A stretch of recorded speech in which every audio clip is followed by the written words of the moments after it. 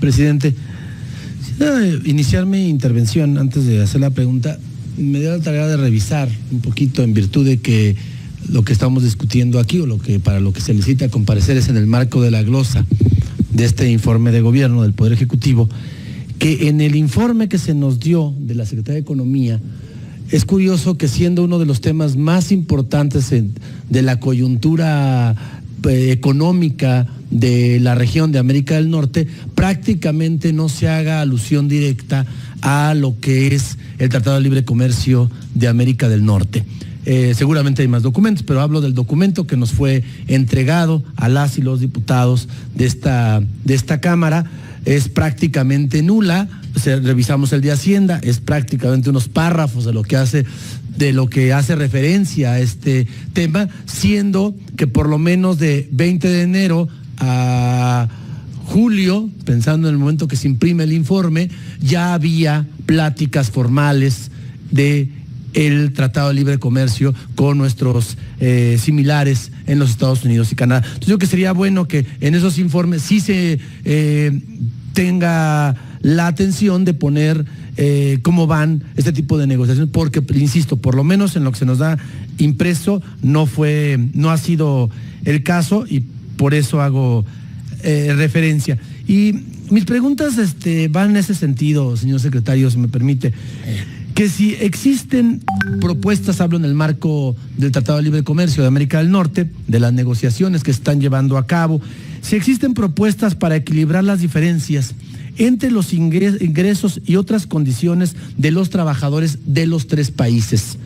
Y la otra, ¿cómo va a afectar el Tratado de Libre Comercio de América del Norte, o en su caso la falta de en la creación de empleos formales en los próximos años? Y otra pregunta más relacionada también con el ámbito laboral en el marco de esta negociación. México tiene el 60% de informalidad laboral. ¿Cómo afectaría esta situación, o cómo está afectando en las negociaciones que ustedes están llevando a cabo con nuestros países vecinos? Asimismo, los llamados contratos de protección patronal están siendo un obstáculo en las pláticas del Tratado de Libre Comercio. Yo creo que eso sería bueno también saberlo, toda vez que aquí en la reforma laboral que se aprobó se discutió mucho ese tema. Por otro lado, México tiene más obligaciones laborales en el ámbito internacional, 73 convenios firmados con la OIT, más convenios que Estados Unidos y Canadá. ¿Y cómo se plantea esta situación en las negociaciones del tratado? Y por último, secretario, en el mismo tenor, la reforma laboral que se ha implementado aquí en México, específicamente el tema de los juicios orales, preguntaría si ese es un tema en la mesa de negociación. Gracias por sus respuestas. Muchas gracias, diputado. Gracias, señor presidente. Trataré a la velocidad que pueda darle respuesta a todas sus preguntas, señor diputado. El primer tema, señor diputado, lo quiero enfocar claramente al tema de los informes. Usted sin duda conoce que la Ley de Tratados Internacionales nos obliga a que en cualquier momento que terminemos la participación en una negociación o renegociación de tratados internacionales, tenemos la obligación de informar al Senado de la República del inicio de este proceso.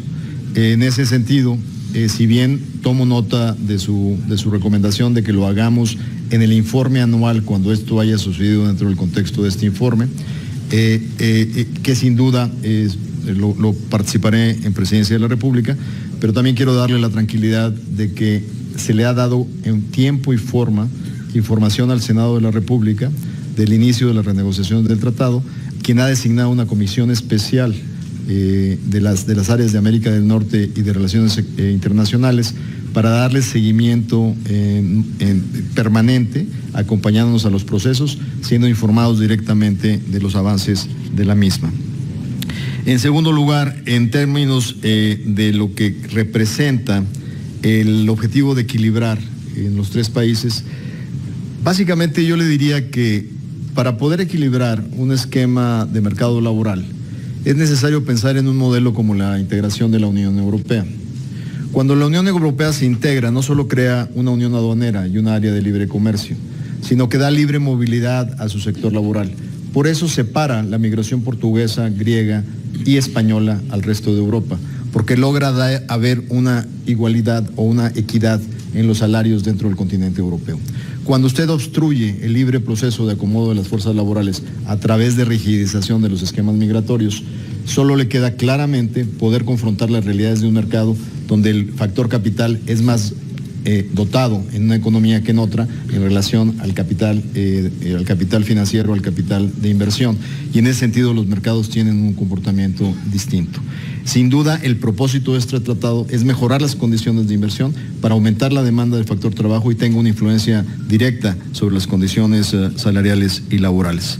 Dentro de este tema, sus preocupaciones en materia de contratos de protección quedan atendidos a partir de un proceso de diálogo que se estableció en la justicia cotidiana. Se hizo la recomendación de un movimiento de una reforma laboral más profunda y más intensa. Y uno de los temas fundamentales es combatir los así referidos contratos de protección. No puede haber un contrato antes de que la planta laboral quede totalmente integrada y quede permanentemente participada al amplio conglomerado de trabajadores, cuáles son las condiciones que ellos van a prever en su negociación específica. Y claramente las obligaciones laborales implícitas en esta reforma, que todavía está en tránsito justamente en su determinación final, van a ser fundamentales para poder fortalecer estos derechos laborales. La informalidad lo que nos muestra es que claramente somos un país con una dotación del factor trabajo y de una población joven que sin duda todos los días requiere mayores oportunidades de transición a la formalidad y a la capacitación. Y es un elemento fundamental dentro de esta nueva perspectiva de la renegociación del Tratado de Libre Comercio de América del Norte.